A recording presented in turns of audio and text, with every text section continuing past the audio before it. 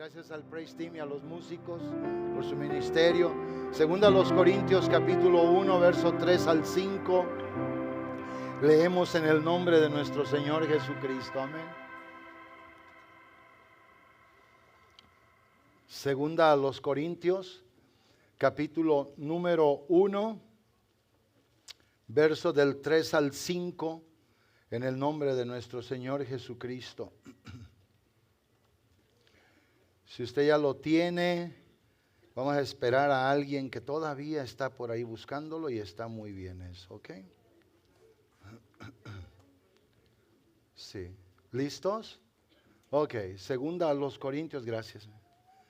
Segunda a los Corintios, capítulo número 1 y verso del 3 al 5, dice así para la gloria y honra de nuestro Señor y Dios.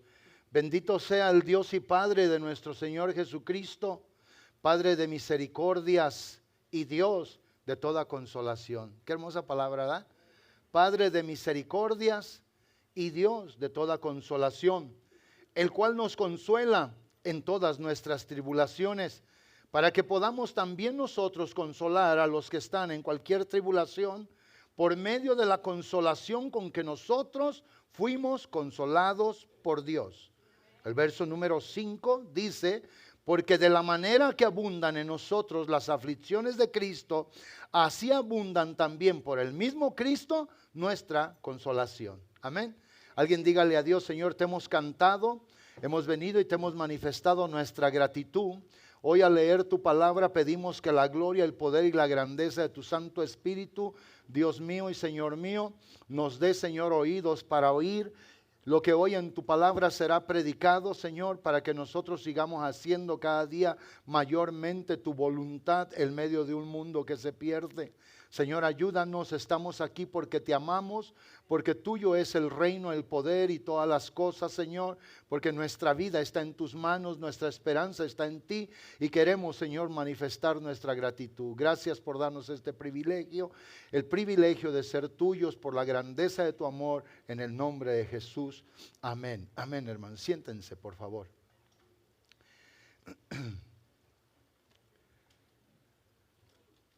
La semana pasada estuve predicando algo muy importante dentro, obviamente, de lo que era el texto que nos ocupaba a nosotros. Y lo que yo decía la semana pasada, según el título de la predicación, era que Dios nuestro Señor nos había traído del dolor a la bendición. Y que lo que se estuvo exponiendo, según lo que leímos en el primer libro de las Crónicas, en el capítulo número 4, el verso 9 y el verso número 10, era algo tan importante que nosotros obviamente debemos de hacer nuestro. Aunque esta palabra obviamente fue dicha hace miles de años y este acontecimiento pasó hace miles de años, eso no impide que nosotros hagamos trascender desde aquel día hasta nuestras vidas la palabra de Dios. Donde Dios nuestro Señor escuchó la oración de un hombre y Él cambió obviamente toda la vida de él. Y por eso se enseñaba y se predicaba cómo Dios nos había tomado del dolor y nos había el Señor ubicado en la bendición, del dolor a la bendición. Y eso es exactamente lo que Dios ha hecho en nuestras vidas. Hoy yo quiero testificarle a quien está aquí, a quien nos visita, a quien no le ha entregado su vida al Señor Jesucristo, que en nuestra vida, de nosotros los cristianos, existe un antes y un después. Y lo que parte obviamente en nuestra vida es exactamente el Señor Jesucristo. Es como aquí en este lugar, en este santuario tiene un lugar en medio. Tiene un lugar a la izquierda donde está usted y tiene un lugar a la derecha acá. Y aquí obviamente lo izquierdo no es lo mismo de lo derecho. ¿Qué es lo que separa lo izquierdo de lo derecho? Lo separa obviamente el medio aquí. Entonces igualmente en nuestra vida se habla y se expresa de un antes y de un después. ¿Y qué es lo que separa nuestra vida del antes? Es obviamente el Señor Jesucristo. Cómo era nuestra vida, cómo vivíamos, cuáles eran los valores que teníamos, cuáles eran los principios que nos regían. ¿Qué era lo que estaba obviamente en nosotros y que nosotros así era como nos destacábamos viviendo? Pero cuando llegó el punto, cuando nos encontramos con el Señor, o Él se hizo obviamente accesible para que pudiéramos encontrarnos con Él, nuestra vida tiene de ese momento para acá un después. El momento en que lo recibimos, el momento en que vinimos para ser de Él. Y esto es muy importante. ¿Por qué? Porque hoy nuestra vida tiene una historia, nuestra vida tiene un pasado. Nuestra vida obviamente hoy puede gozarse de un presente. Es lo que el Señor nuestro Dios ha hecho. Muchos de nosotros tenemos testimonio de cómo el Señor nuestro Dios nos encontró. Y tenemos testimonio de lo que el Señor nuestro Dios ha hecho en nuestras vidas. Y sigue haciendo y hará hasta el día que Él complete la obra en nosotros, como dice Filipenses 1:6. El Señor no abandonará nuestra vida en la obra que Él inició hasta el día que Cristo regrese. Hasta el día que el Señor vuelva, el Señor nuestro Dios, obviamente. Pablo decía estas palabras estando persuadido, lo que quiere decir en otras palabras, estando plenamente convencido de esto, que el que comenzó en vosotros, o sea, en ustedes hoy, la buena obra, Él no la va a abandonar. Él la va a perfeccionar hasta el día de Cristo. Es como si el Señor Jesús estuviera aquí y Él hubiese comenzado a hacer un mueble para poner el órgano allí. Él no lo iba a dejar faltándole una patita, o como decimos, ¿verdad? Un stem. Él no lo iba a dejar con su cobertor. No puede llamársele completo a eso hasta que no esté totalmente terminado. El Señor nuestro Dios sigue trabajando con nosotros.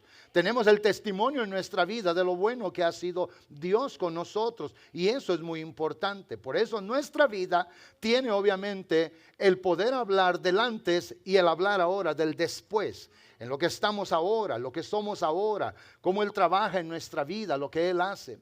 Yo le decía en días pasados a alguien que nosotros ahora lo que aconsejamos, lo que decimos, lo que hablamos, no lo decimos solamente, ¿verdad?, por la teórica o la teoría.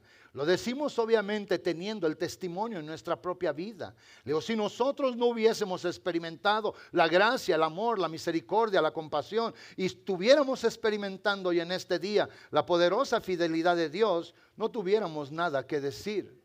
Pero tenemos mucho que decir, porque obviamente estamos experimentando hoy en el presente la misericordia, la gracia, la compasión y sobre todo la poderosa fidelidad de Dios.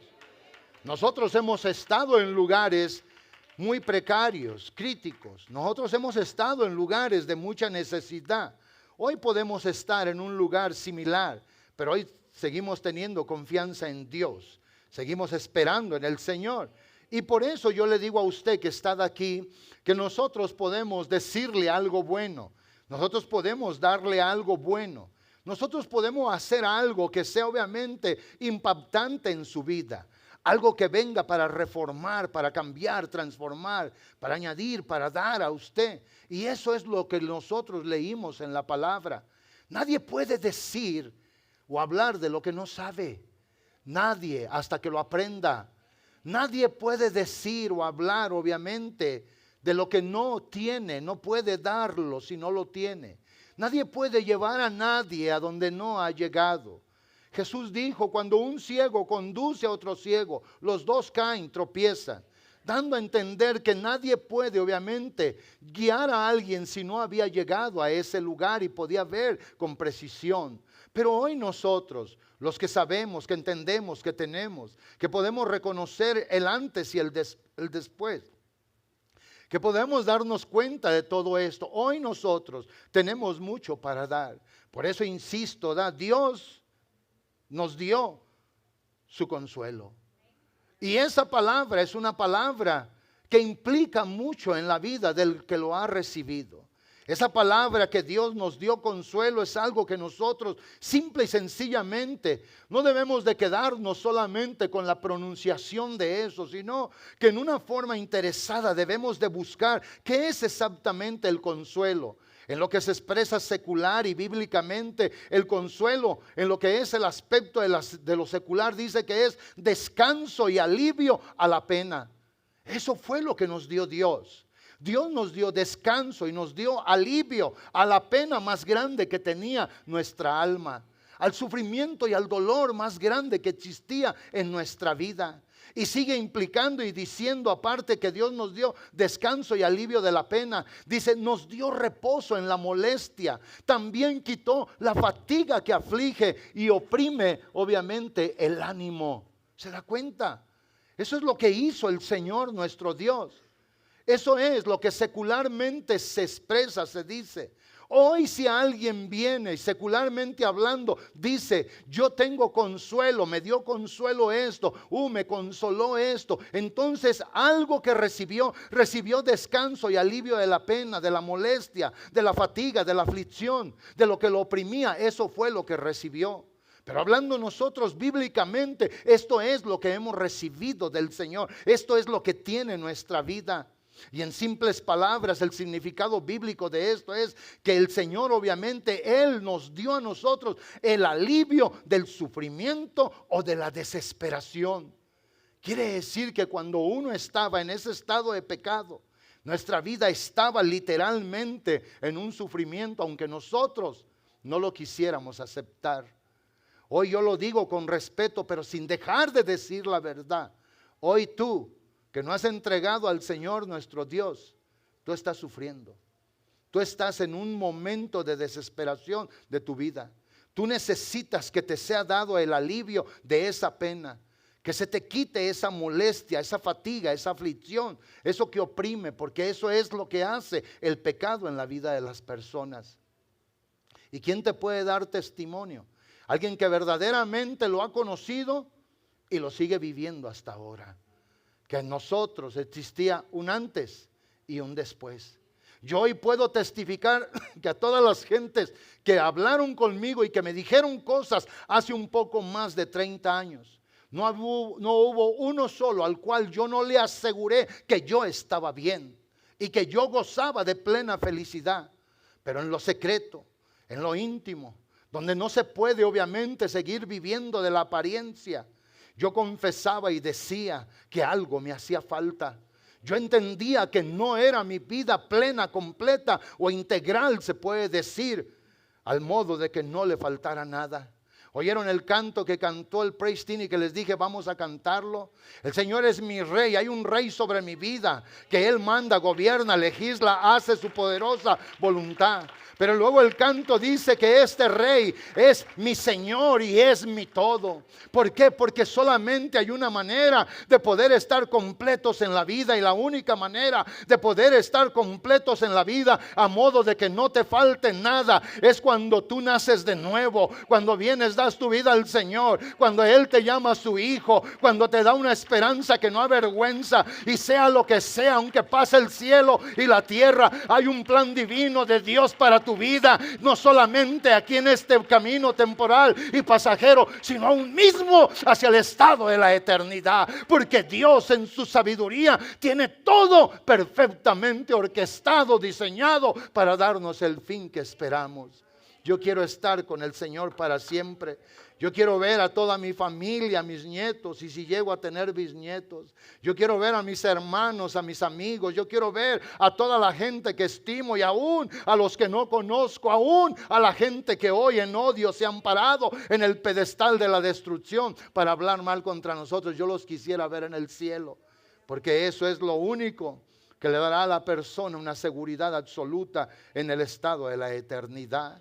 Y eso es, amados hermanos, lo que tenemos que entender. Entonces, dejando obviamente esto, los significados de lo que es la palabra consuelo, secular o bíblicamente, podemos entender una cosa, que Dios nuestro Señor vino y nos dio ese consuelo. Por eso el título, Dios nos dio de su consuelo. Dios vino a darnos alivio. Él quitó la pena en nuestra vida. Él quitó la molestia y la aflicción. Él quitó lo que oprimía el ánimo. Él simple y sencillamente nos quitó del sufrimiento y de lo que es esta destructible, obviamente, desesperación. Lo que destruye Dios, el Señor lo hizo con nosotros. ¿Cómo inicia el Señor Jesucristo su ministerio? Es importante poderlo entender antes de entrar a lo que es la prédica. El Señor Jesucristo dice la palabra en Lucas capítulo 4, versos 18 y 19, que volviendo el Señor del desierto en el Espíritu de Dios, cuando Él obviamente fue para ser tentado, Él vuelve en el poder del Espíritu Santo, y según lo que dice la Biblia en Lucas 4:18, es algo importante que yo lo referí hace 2 domingos en la prédica, cuando el Señor cumplía la palabra profética del capítulo 61 de Isaías, donde dice allá en el verso 1 y 2, porque el Espíritu del Señor está sobre mí. Y eso es muy importante. El Espíritu del Señor está sobre mí. Y luego dice, por cuanto me ha ungido. ¿Para qué? Para dar buenas nuevas a los pobres. O sea, en el Señor venía en el poder del Espíritu Santo para que todo lo que Él diera, fuera al pobre, fuera quien fuera, obviamente viniera para hacer una bendición absoluta en la vida de la persona. Y luego dice claramente, me ha enviado a sanar a los quebrantados del corazón. Si esa palabra usted la quiere entender, necesita hacerle un exégesis a eso. ¿Qué es el quebranto y el quebrantamiento? Usted se va a encontrar una y otra vez que en el quebrantamiento hay pena, que en el quebrantamiento hay fatiga, que en el quebrantamiento hay aflicción, que en el quebrantamiento hay desesperación y que en el quebrantamiento hay sufrimiento. Entonces la palabra que hoy les estoy predicando, Él vino para quitar el quebrantamiento de nuestra vida. Él nos dio esto, Él hizo esto con nosotros. Él vino y dice, me ha enviado a sanar a los quebrantados del corazón, porque las buenas nuevas que Él traía eran para bendecir. Él me ha enviado a pregonar libertad a los cautivos. ¿A los cautivos de quién? Él no fue y se paró fuera de una prisión. Él habló a los cautivos que estaban en la calle. Él habló a los cautivos que estaban en la casa. Él habló a los cautivos que se reunían en la plaza. Él habló a los cautivos que estaban en medio de la sinagoga. Quiere decir entonces que hoy en el área de tu trabajo, en la calle, en la tienda, en la escuela, en tu vecindario y aún en tu propia casa, alguien puede estar cautivo, pero hay alguien que lo puede liberar, y ese es el Señor nuestro Dios. Alguien de veras recibe esta palabra. Él vino, amados hermanos, Él vino a pregonar libertad a los cautivos, a dar vista a los ciegos y a poner en libertad a los oprimidos. Todo eso que consiste en que el Señor nos ha dado consuelo. Nos ha dado consuelo. Eso Él hizo, cambió nuestra vida. La perspectiva de nuestra vida, como vivíamos. La dirección, el rumbo de nuestra vida, donde íbamos. Él vino y la cambió. Por eso al leer obviamente 2 Corintios 1, y como leíamos en el verso 3, escuche, esto nos debe de recordar a nosotros que nuestro Dios nos consuela en toda clase de aflicción. Y como leíamos en la palabra, a este Dios santo, misericordioso, dice Padre de misericordias. ¿Por qué? Porque no es una sola misericordia que viene y abunda en nuestra vida. Dios tiene misericordia en lo que es el área de lo espiritual. Dios tiene misericordia en lo que es el área o la atmósfera de lo moral. Dios tiene misericordia en el área de lo que es nuestro físico. Todo lo que nosotros podemos tener necesidad. Dios es Padre de misericordia. Dios es bueno hacia con nosotros en nuestra vida. Y lo que esto, insisto, nos debe de recordar, que nos debe de dar consuelo, es de que Dios puede librar a quien sea de cualquier aflicción en su vida. Dios lo puede hacer. Pablo dice que Dios nos ayudó. Pablo insistía para que nosotros pudiésemos ser de bendición y ayudemos a otros. Pero si tú no dices nada, si tú te callas lo que el Señor hizo. Miren, algunos de ustedes el Señor los encontró cuando su vida estaba sumida en el sufrimiento y en el dolor físico. Algunos de nosotros el Señor nos encontró cuando estábamos sumidos en el sufrimiento espiritual. Cuando no había palabras que nos consolaran. Cuando no había nada que nos diera, obviamente, garantía de nada. Pero cuando leemos, Me di a la tarea de leer en la Nueva Versión y escuche lo que dice la versión de la Biblia, la lengua actual. Porque, hermanos, no queremos, o más bien dice, Dios dice con los himnos de admiración, demos gracias a Dios el Padre. Él es un Padre bueno y amoroso, siempre nos ayuda. Siempre, no importa qué tengas. No importa por dónde vayas pasando, no importa lo que se avecine, llegue a tu vida. No importa absolutamente. Yo recuerdo las palabras de alguien que se llamaba o se llama Juan, don Juanito, y le dábamos estudios. Él no sabía leer. Y recuerdo que cuando estaba en la casa de los hermanos Cruz Martínez, llegué yo el primer día para dar el estudio y dimos el estudio. Al segundo estudio ahí estaba alguien y se paró de la mesa rápido cuando llegamos y se fue. Yo le dije, no se vaya, quédese para que participe con nosotros, porque el estudio lo hacíamos sentados alrededor de la mesa. Y yo recuerdo cuando le dije, se levantó y me dijo, mire jovencito, me dijo. Y yo me le quedé mirando, porque me dijo, mire, yo me le quedé mirando. Me dijo, yo tengo mi religión, así, le pegó hacia la mano. Y a mí, nadie me cambia. Le dije, no, nosotros no. Y dice, por eso no me quedo. Y fue y se sentó allá en un sofá. ¿Cierto o no es cierto, hermano? ¿Sí se acuerdan? Y allá estaba. Y yo dije, para que no me perturbe, le di la espalda. Y me puse a dar el estudio. Yo no sabía dar estudios. Tenía como un mes de bautizado.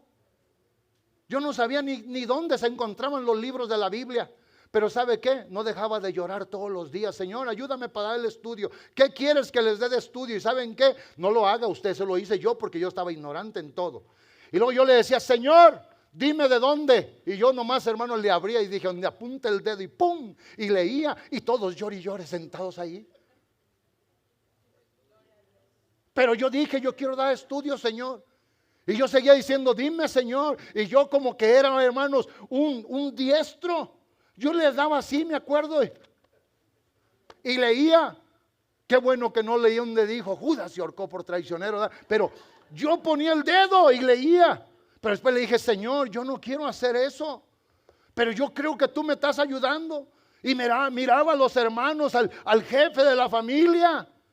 Lo miraba que lo tocaba Dios en la palabra y decía, eso es para mí. Y él tenía otra religión. No voy a decir aquí cuál, pero él tenía otra. Que ya lo habían adoctrinado y todo, y yo daba, y en veces, como dije una vez, no lo dije por burlarme, pero hermanos, eran tiempos donde el Señor nos iluminaba, nos ayudaba. Yo solamente creía que Dios me había mandado a esa casa para ser de bendición. Un día dije jugando, ¿se acuerdan cuando al hermano le gustaba tocar la guitarra? Y de la emoción después se quitaba hasta la camisa y dije, ay Señor, ya se va a quitar la camisa.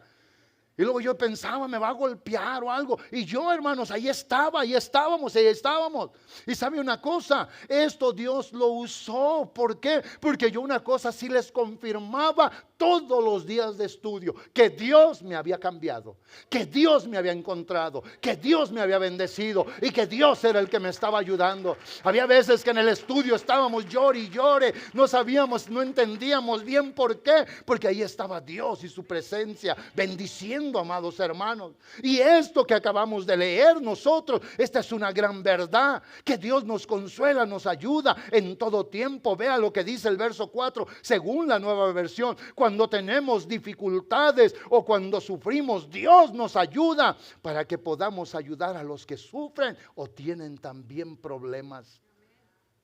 Lloraba y le decía a Dios, ¿por qué me dejaste ser vicioso tanto tiempo? Yo no entendía.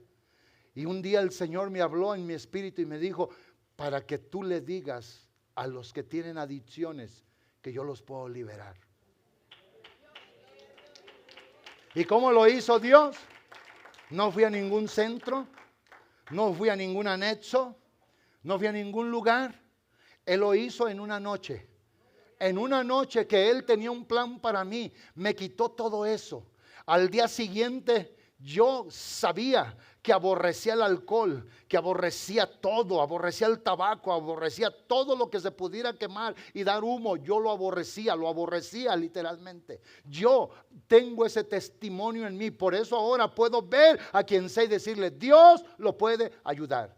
Porque el texto es claro, dice que nosotros fuimos socorridos, ayudados, quitados de ese estado de sufrimiento, habiendo recibido el consuelo de nuestro Dios. ¿Para qué? Dice, para que nosotros podamos ayudar a los que sufren, a los que tienen problemas. Dios está vivo, Él es real, Él es verdadero. Y esto, amados hermanos, yo se los puedo confirmar. No lo aprendí en la escuela, esto lo aprendí en el diario vivir de mi vida. Lo tengo de primera mano de Dios hacia mí. Hay ocasiones que Dios trabaja gradualmente en unos, pero conmigo lo hizo de una noche al día siguiente. El Señor me cambió, me transformó, me hizo nuevo y me dio una esperanza que no avergüenza. Y yo tengo ese testimonio en mi vida.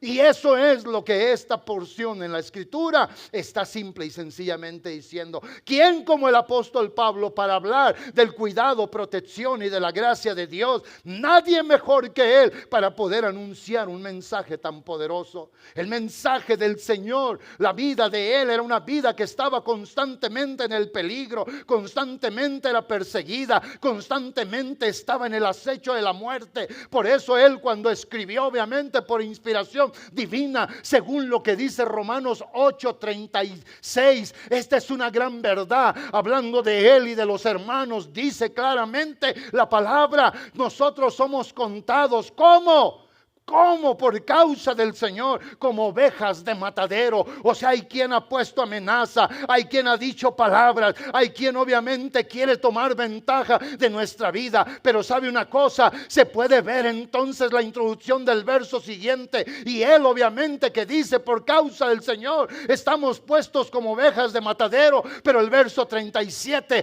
él confirma y dice, antes bien, ante toda la amenaza, ante todo el mal, ante todo lo que puede dañar, nosotros los que creemos en el Señor por causa de Él y su fidelidad, porque Él vino y nos consoló, porque Él tiene un plan para nuestra vida, nosotros somos más que vencedores. Hay alguien que puede en verdad levantar la mano y decir, Señor, yo soy uno que es más que vencedor. Alguien puede gritar gloria a Dios.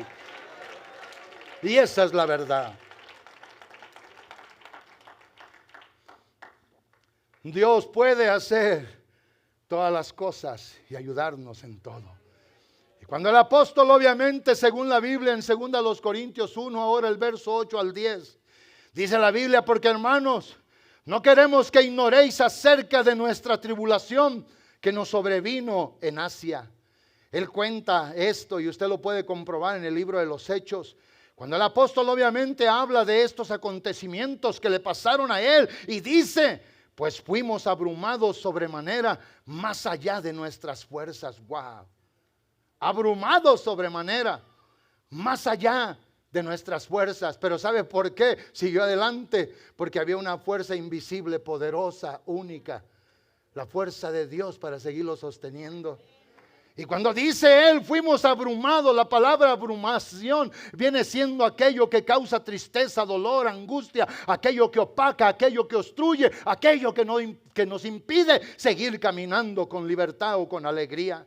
Dice, fuimos abrumados y no sencillamente, fuimos abrumados en una manera sobre más allá de nuestras fuerzas. De tal modo que aún, dice, perdimos la esperanza de conservar la vida.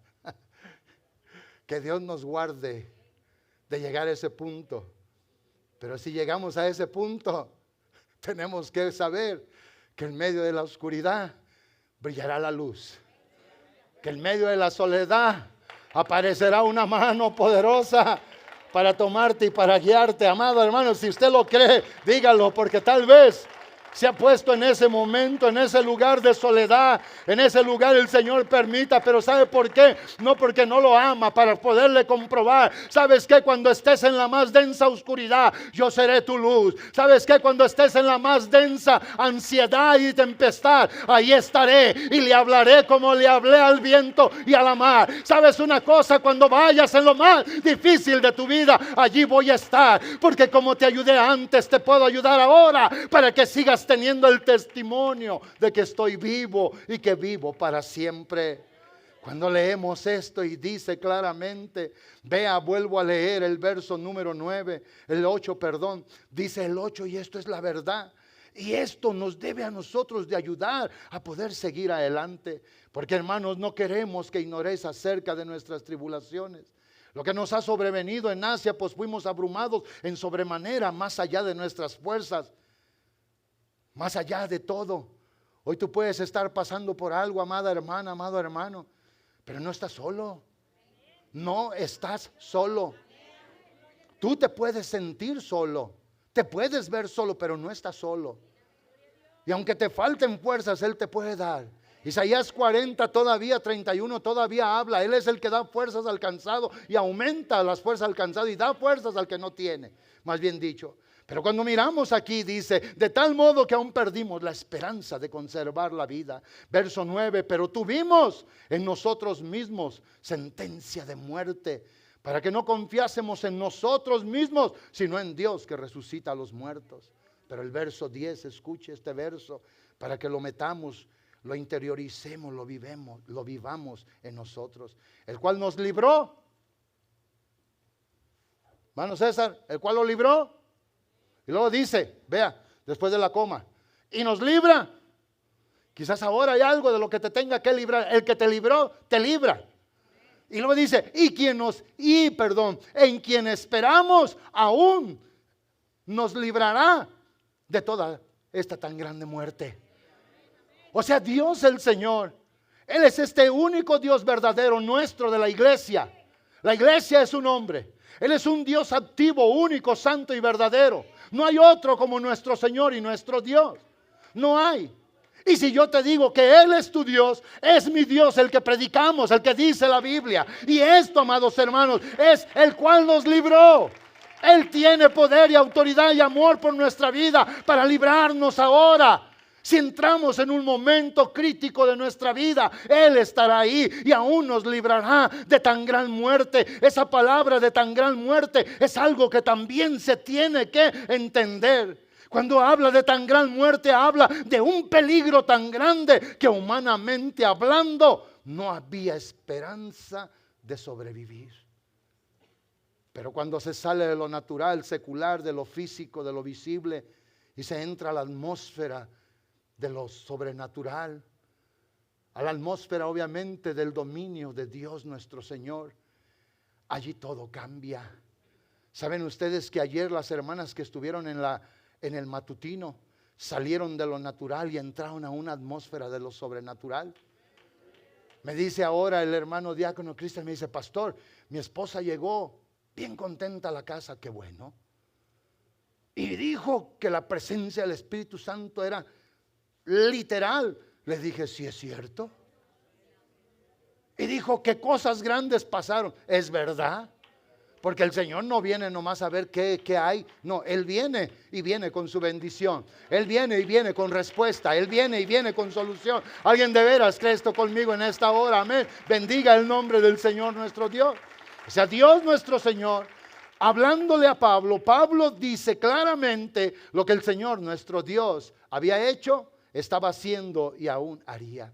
Y es por eso que cuando leímos en los textos del verso 3 al 5, este Dios y Padre de misericordias, el que nos ha ayudado a nosotros, nos ayudó con ese propósito. ¿Con qué nos ayudó? Con el propósito obviamente de que nosotros, habiendo recibido la consolación, insisto, la manera en cómo fuimos nosotros librados, siendo traídos de ese estado de dolor como Jabes y puesto obviamente en el lugar de descanso y de alivio para que la pena no nos molestara más, no nos fatigue más, no nos aflija más. Esto obviamente Dios lo hizo para tener el testimonio en nosotros. Mire, nadie venga y me pida más de $30 porque no los traigo. Pero si alguien viene y me dice, pastor, me regalas $10, se los doy porque los traigo. El otro día oí al ministro Vinicio que dice que pensó y que traía $10 en la cartera y que dijo, ahora sí, pan, aquí te voy.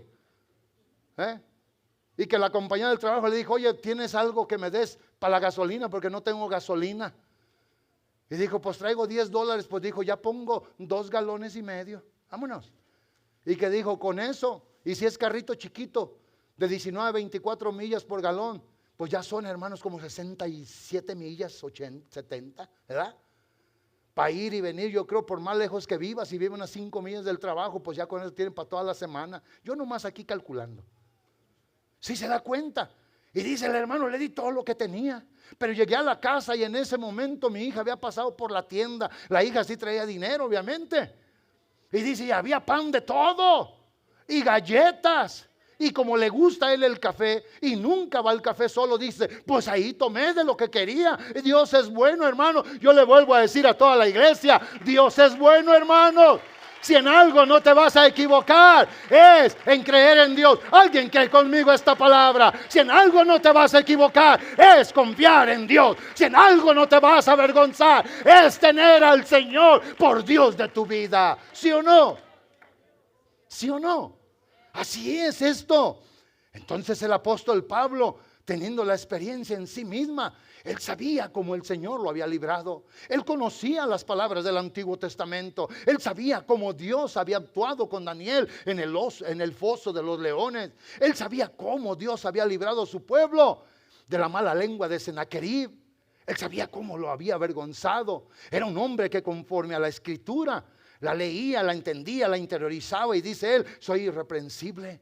Ahora lo que tenemos que entender, que este Padre de misericordia y Dios de toda consolación, que nos consuela a nosotros los creyentes en medio de cualquier circunstancia de aflicción en nuestra vida. Teológicamente tenemos que entender nosotros lo que la palabra dice, que esto obviamente establece que el sufrimiento, ¿verdad?, el sufrimiento que llega a la vida, sea el cristiano o no sea el cristiano, está ligado obviamente a lo que es el padecimiento del Señor. Por eso dice la Biblia que el Señor sufrió y padeció para que nosotros ya no padeciésemos sin el resultado verdaderamente bueno. Él ya venció la muerte, Él ya venció el sufrimiento y el dolor, y aunque venga, Él es Señor sobre eso. Por eso cuando la palabra de Dios dice en San Juan 16:33, dice, estas cosas os he hablado mientras estoy con vosotros. El Señor les hablaba porque se iba a ir, iba a dejar de estar entre ellos, con ellos físicamente. Y cuando Él les dice, estas cosas os he hablado para que en mí tengan paz, vea. Esa palabra era para ellos, pero la podemos hacer nuestra. Yo hace rato decía, cuando te estés en medio de la soledad, debes de creer que el Señor está allí contigo. Tal vez no esté tu mamá, tal vez no esté tu papá, tal vez no esté tu hermano, tal vez no esté tu pastor, tal vez no esté tu hijo, tal vez no esté tu hija, pero tú debes de decir, aquí está el Señor. Y el Señor uno solo vale más que todos. ¿Sí o no? ¿Sí o no? O usted cambiaría a todos y deja al Señor. No, yo dejo a todos y agarro al Señor. Él es fiel, Él es bueno, Él es santo, Él es maravilloso, Él es misericordioso. Él va a estar allí, amados hermanos. Y cuando nosotros obviamente entendemos esto, escuche, la palabra del Señor dice, para que en mis palabras, en mi obra, en lo que he dicho, en lo que estoy haciendo, en lo que haré continuamente, porque nunca los voy a dejar solos. Él acababa de decirles, voy a volver a venir y ya no voy a andar con ustedes, ahora voy a estar en ustedes. A donde vayas tú, ahí estoy yo. A donde llegues tú, ahí estoy yo. A donde coma yo, a donde comas tú, perdón, ahí voy a comer yo. Y el Señor le dice, para que en mí tengáis paz, en el mundo tendréis aflicción. Pero dice el Señor, pero confiad, yo ya he vencido al mundo. La corriente que viene en contra de lo bueno, de lo santo, la corriente impía en contra de lo pío, obviamente, y no le estoy haciendo como pollo, que eso quiere decir santo. Amén. Lo pío y lo impío es el contraste de lo bueno, lo sagrado, contra lo malo y lo que es desagradable ante Dios. Y cuando dice el Señor, yo he vencido al mundo, yo tengo en control, el que tiene el poder soy yo. El que venció la aflicción, el que sabe cómo poderse compadecer de uno en medio de la lucha, la prueba y la tribulación, es el Señor. Y el apóstol Pablo, obviamente, que yo creo que es el escritor de la carta a los hebreos. Y si usted piensa que no es el bueno quien sea, lo bueno que en la carta en los hebreos dice claramente que cuando los hombres, según lo que dice la Biblia en el capítulo 2, en el verso 14 y 15, dice que porque los hijos participaron de la carne y de la sangre, Él también participó de lo mismo. ¿Para qué? Para destruir por medio de la muerte de Él, al que tenía el imperio de la muerte, esto es, al diablo. El diablo está pisado. El diablo está vencido. El diablo no tiene autoridad. La autoridad la tiene mi Señor. ¿Alguien se alegra por eso, amado hermano? El mentiroso, el engañador, el destructor está vencido. El Señor ya lo venció. Y el verso 15 dice que así con esa obra y librar de los temores de la muerte a aquellos que durante toda la vida están sujetos a servidumbre. Él vino para que fuéramos libres, para que fuéramos bendecidos, para que tengamos esta gran bendición. Él vino y lo hizo. Ahora, dejando ese contexto, vamos al capítulo 4, perdón. Y miramos en el verso 14 y 15. Y vean lo que el 14 y 15 también del capítulo 4 nos dice a nosotros. Nosotros no estamos solos, tenemos un gran y sumo sacerdote, y ese es el Señor. Porque no tenemos un sumo sacerdote que no pueda compadecerse de nuestras debilidades. No importa qué tengas en tu vida, en tu mente, en tu corazón, no importa lo que te esté agobiando, no importa lo que vino obviamente del diablo a la vida tuya. El Señor nuestro Dios es Padre de misericordias y de toda consolación. No hay nada que el Señor no pueda hacer, no hay nada que el Señor no pueda darte, no hay nada que el Señor no pueda obrar. Él es Dios todopoderoso, sentado en su trono de gracia, de gloria, de justicia y de verdad. Vengan los músicos, por favor. Y dice, Él se compadece de nuestras debilidades. En otras porciones o en otras Biblias, en otras traducciones de la Biblia, esto quiere decir, en otras palabras, dice, no hay cosa que Él no tenga cuidado en la necesidad nuestra. Uno que fue tentado según nuestra semejanza, pero sin pecado. Uno que fue tentado en todo, pero sin pecado. Y por eso dice el verso siguiente, el 16, que siempre referimos: acerquémonos pues confiadamente al trono de la gracia, porque ahí es el lugar obviamente donde se alcanza misericordia y se halla gracia para el oportuno socorro. Ese trono de gracia no es un trono de juicio ahora, es un trono de bendición a la vida de la persona. Y ahora yo con esto voy a terminar, porque eso es lo que nosotros tenemos. A nosotros Dios nos ha dado consuelo y dice para que podamos nosotros consolar a otros. La palabra de Dios todavía sigue diciendo y seguirá diciendo hasta más allá después de esta vida. Mateo 10:8. Tenemos que dar de gracia a la iglesia lo que de gracia hemos recibido. Nosotros tenemos que venir, tenemos que tener solidaridad con la persona que hoy sufre. Tenemos que hacernos al lado con la persona que hoy no goza del bien, de la bendición, de lo que es la protección, el cuidado, el amor, la misericordia, la compasión del Salvador. Tenemos que testificarle, tenemos que hablarle. Simple y sencillamente la paradoja del sufrimiento aquí, amados hermanos, es obviamente que en esta paradoja, en lo que se explica, es como Dios en su absoluto consuelo, Él nos libra de las aflicciones, cualquiera que sea el tamaño de ellas. Ahora es importante que pienses. ¿Crees tú que ahí en tu casa hay alguien que necesita esto? No hay nadie mejor que tú, que ha sido consolado, que ha sido sacado del hoyo de la desesperación, del fango cenagoso, para decirle. Yo siempre digo y voy a seguir diciendo: si tú no sabes lo que a mí me pasó, no te culpo. Y tú no me culpes a mí si yo no sé lo que a ti te pasó cuando Él se encontró contigo. Pero si tú ignoras lo que te pasó, tienes un grave problema en tu vida.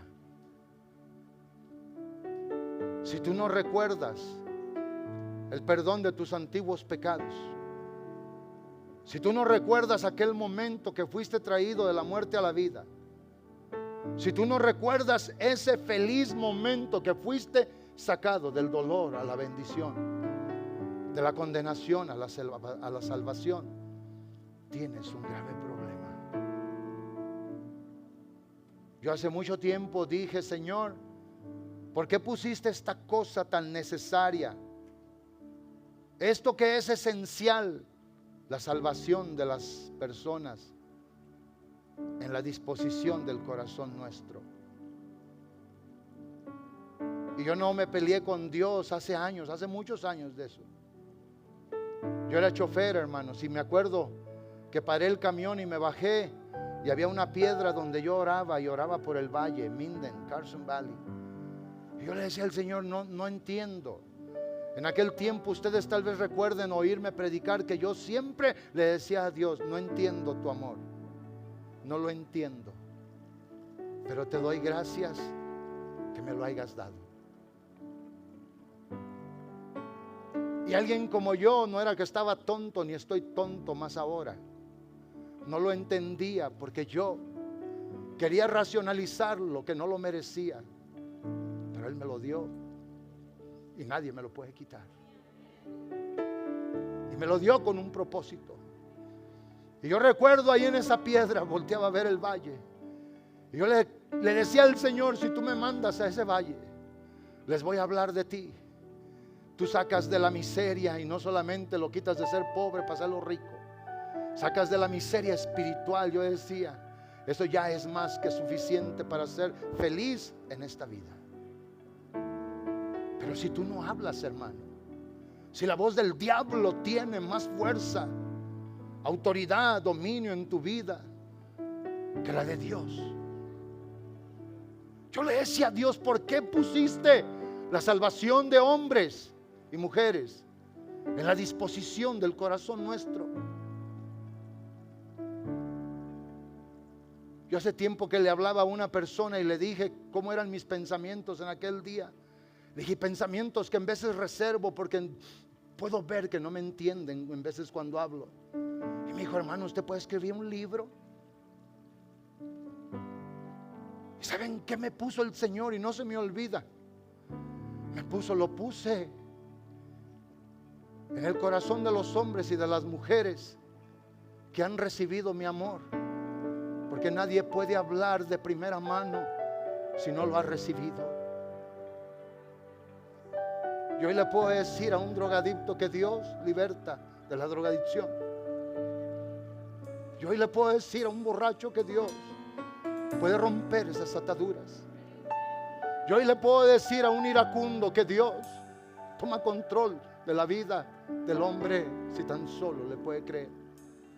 Pero eso lo tienes tú también. Hay gente alrededor tuyo que se va a morir. Hay gente alrededor tuyo que va a pasar. Y la verdad está en ti, la verdad que conociste, la que tienes, la que te hizo salva, la que te da esperanza, la que te da herencia entre los santos para estar un día con el Señor allá en el cielo. Volviendo a mi texto, amados hermanos, el texto que leí, el Padre y Dios de consolación nos consoló para que nosotros podamos consolar a otros, para que nosotros podamos asegurarle a otro lo que Él puede hacer, lo que Él puede dar. En la mañana dije, ¿saben una cosa? Yo de mi parte ya no voy a hacer invitaciones al altar.